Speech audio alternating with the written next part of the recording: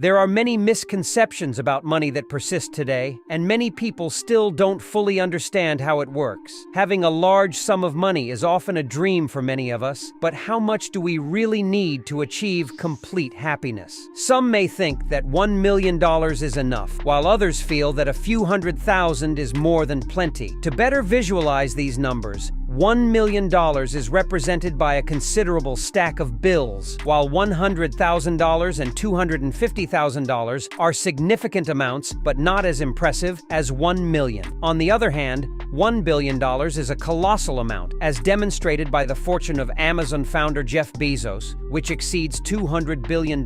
However, it's important to note that despite Bezos's wealth, Amazon warehouse workers often receive relatively low wages and face challenging working conditions. The New York Times recently reported on the high turnover of employees at Amazon and questionable management practices. Still, many people continue to work at these companies due to a lack of options and pressure from the economic system. The text also highlights the nature of money as a representation of the time and effort invested in work. When we buy something, we're essentially exchanging our time for products or services. This creates a vicious cycle where we often feel trapped, working to acquire goods and services, but sacrificing our time and quality of life in the process. Many people find themselves trapped in financial traps, working tirelessly until their mid-40s in pursuit of retirement. The success of individuals like millionaire YouTube bloggers or billionaire software developers may seem easy to some, but it's important to recognize that they have found ways to break free from this vicious cycle. Contrary to the notion that money is solely the result of hard work, recent data shows that 68% of the world's wealthiest individuals achieved their success on their own, including names like Howard Schultz, Oprah Winfrey, and Larry Ellison, all from modest backgrounds. So what do they know that most don't? The difference between earning money and making it work for you. While many are stuck in conventional jobs, sacrificing health and time for a paycheck, traditional education fails to teach essential financial skills, such as assessing risks or entrepreneurship. Robert Kiyosaki and David Ramsey emphasize that the educational system falls short in teaching financial literacy, creating a mindset of dependence on traditional employment. Lack of savings and fear of financial failure perpetuate this trap, with 76% of people living paycheck to paycheck. Those who accumulate wealth understand that time is money and use it wisely. However, for most, income is directly tied to time spent on the job, making it nearly impossible to accumulate significant wealth. And even with a decent salary, it's unlikely to escape this cycle without a fundamental shift in mindset towards money. Financial education is crucial to break free from this trap, but it's not enough. Poverty is passed down from generation to generation, creating a cycle that's hard to break. While governments forgive foreign debts, many individuals struggle with overwhelming domestic debts, resorting to harmful habits like alcohol, fast food, and cigarettes. To break this cycle, a new paradigm of thinking about money and financial independence is needed. Financial education is a crucial first step, but it's also essential to change the mindset of dependence on traditional employment and seek ways to make money work for you rather than working for money. As it's already clear to us, the government in principle won't help you. That's why you should always rely only on yourself. The first step is self-education, and that doesn't mean obtaining academic degrees or admission to a prestigious university. It means learning financial literacy, understanding how monetary and financial markets work, how to invest, and grow your wealth. Patrick Bet-David encourages everyone to follow this path. Consider 4 areas: sales, negotiations, human psychology, and money. Read all books with over 400 reviews on Amazon with a rating above 4 stars on these topics. Over 2 years, persistently master these books and come back to me in 2 years. In fact, you won't even come back. You will have already forgotten about me because you will conquer the market. The point is that the market rewards people who work harder and better. That's a fact. This doesn't mean you'll become a millionaire in 2 years. It means your market value will increase. For these 2 years, someone might offer you something worthwhile. The second step is to get rid of debt. First, pay off all your bank loan obligations. Live affordably. Optimize your expenses. Therefore,